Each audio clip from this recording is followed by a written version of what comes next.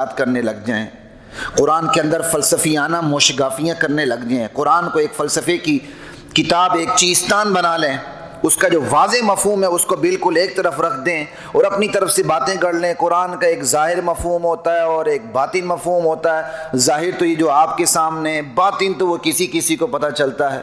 انا للہ و انا الیہ راجعون، یہی قرآن کریم کا مفہوم تھا، جو ہے ظاہر بھی یہی ہے، باطن بھی یہی ہے، جو اللہ کے نبی پہ اترا۔ اللہ کے نبی اسی کو قریش مکہ کے سامنے رکھتے تھے، کفار کے سامنے رکھتے تھے، صحابہ کے سامنے رکھتے تھے، آسانی سے اس کے مطالب سمجھ میں آتے تھے، بہت آسان ہے۔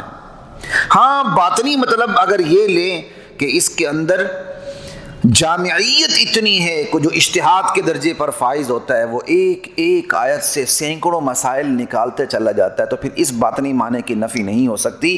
یہ باطنی معنی واقعی قرآن کریم میں موجود ہے، لیکن اس طرح کے باطنی معنی اپنا ذہن میں لے لینا، قرآن کا ایک ظاہر مفہوم ہے اور ایک باطن مفہوم ہے، ظاہر تو عوام کے لیے، باطن تو یہ سینہ بسینہ ہے۔ ایسا سینہ اپنے پاس ہی رکھے، ایسی سینے کی ہمیں ضرورت نہیں ہے، قرآن یہ سب کے لیے اترا ہے۔ تو خیر انشاءاللہ اس پر بھی کبھی بات ہوگی۔ تو آیات پہ بات کرتا ہوں۔ اللہ کی ذات مجھے، آپ کو، ہم سب کو خصوصیت سے قرآن کا فہم نصیب فرمائے۔ قرآن کا فہم ملے، ممکن نہیں کوئی حدیث کا انکار کرے۔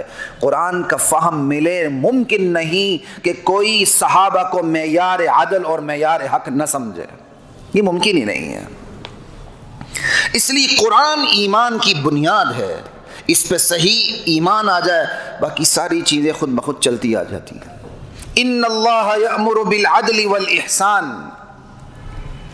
یہاں اللہ نے یہ نہیں کہا اللہ یأمر بالعدل والاحسان، اللہ کہہ سکتے تھے یأمر اللہ بالعدل والاحسان، اللہ کہہ سکتے تھے، کہ نہیں۔ یہاں تاکیدیں کتنی پیدا ہو رہی، ان بے شک، یقیناً، پھر کہنے والا بھی کون ہے؟ اللہ۔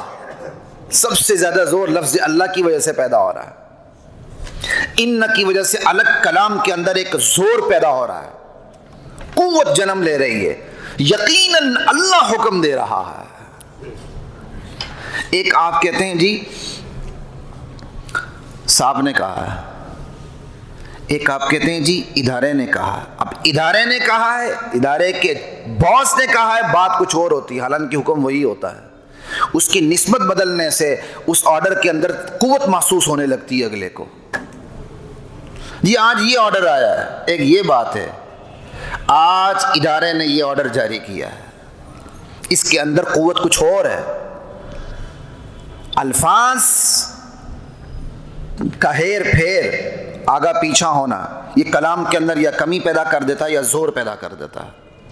جو لوگ نثر نگاری سے واقف ہیں وہ اس مزاج کو اچھی طرح سمجھتے ہیں۔ اللہ یہ بھی کہہ سکتا تھا، یہاں لفظ اللہ لاتے ہی نہ، وہ ہستی آپ کو حکم دے رہی، کہ نہیں، ان اللہ یأمر بالعدل، بے شک اللہ حکم دے رہا ہے عدل کا۔ اب عدل کہتے کس کو ہیں؟ سب سے پہلی بات یہ ہے، یہاں تین چیزوں کا حکم دیا جا رہا ہے، ان اللہ یأمر بالعدل والاحسان وایتاء ذی القربى۔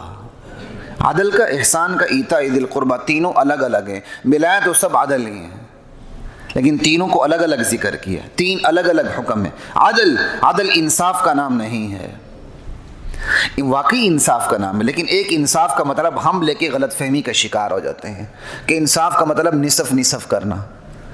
پھر اسی سے ایک نظریہ اٹھا، حقوق کی مساویانہ تقسیم، یہ تو فطرت کے خلاف ہے۔ کیا مطلب مساویانہ تقسیم؟ پھر ایک دن آپ بیٹھے، اگلے دن آپ کا چپڑاسی اس کرسی پہ بیٹھے، یہ ہے مساویانہ تقسیم، لیکن یہ عادلانہ تقسیم نہیں ہے۔ عدل کہتے کس کو ہیں؟ عدل اعتدال کا نام ہے، توازن کا نام ہے، بیلنس کا نام ہے عدل۔ عدل ہر چیز میں برابری کرنے کا نام نہیں ہے کہ روپے کے توڑ کر 50 پیسے ادھر کر لیں، 50 پیسے ادھر کر لیں، یہ عدل ہے۔ ہاں کہیں یہ بھی عدل ہو سکتا ہے، جیسے حقوق شہریت ہے، پرائم منسٹر اور میں اور آپ برابر ہیں، بحیثیت پاکستانی جو شہریت کے حقوق مجھے اسے حاصل ہیں، مجھے حاصل ہونے چاہیے، صحیح بات کی۔ تو بہت سی بیسک چیزوں کے اندر ہم برابر ہوتے ہیں، لیکن ہر چیز میں برابری نہیں ہے۔ کیا والدین اور اولاد کا سٹیٹس برابر ہے؟ ایک ریاست کی حکومت کی بالاتر درجے میں خدمت کر رہا ہے اور ایک کمتر درجے میں خدمت کر رہا ہے، دونوں کی تنخواہیں برابر، دونوں کا پروٹوکول برابر نہیں ہوتا، اور یہ عدل کا تقاضا ہے، لیکن یہ مساوات کا تقاضا نہیں ہے۔ مساوات یہ کہ ہر لحاظ سے آپ برابری کر لیں۔ باپ فوت ہو جائے، بیٹی جو ہے وہ، بیٹا کتنے کا حقدار ہوتا ہے؟ 2 حصے کا اور بیٹی 1 حصے کا، یعنی بیٹی سے بیٹے کا حصہ دگنا ہوتا ہے۔ یہ مساوات نہیں ہے، یہ عدل ہے۔ عدل یہ ہے جس کا جو حق اللہ نے مقرر کیا ہے وہ اس کو دے دیا جائے۔ نصف نصف کرنا یہ عدل نہیں، ہاں کہیں جا کے یہ بھی عدل ہو سکتا ہے، کہیں نصف نصف، جیسے بھائی برابر ہوتے ہیں، باپ فوت ہو جائے، جو حقیقی بھائی ہوتے ہیں وہ برابر ہوتے ہیں آپس میں، لا الہ الا اللہ۔ لیکن بھائی اور بہن برابر نہیں ہوتے، یہ مساوات نہیں ہے، یہ عدل ہے۔ اس لیے اس چیز کو تھوڑا سا ذہن میں رکھا کریں، اسلام عدل کا حکم دیتا ہے۔ عدل مین توسط، اعتدال، توازن، جو جس کا حق بنتا ہے اس کو دے دیا جائے۔ عدل میں فیتے سے ناپنا پڑتا ہے، یہ میرا حق ہے، یہ میری سرحد ہے، وہ آپ کا حق ہے، آپ کی سرحد ہے۔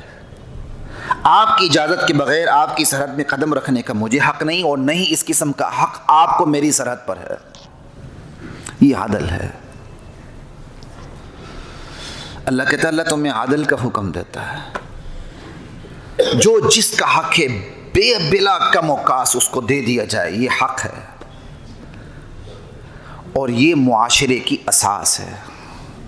اس کے بغیر معاشرے پنپتے نہیں ہیں، لیکن صرف عدل کے اوپر بھی معاشرہ کھڑا نہیں ہو سکتا۔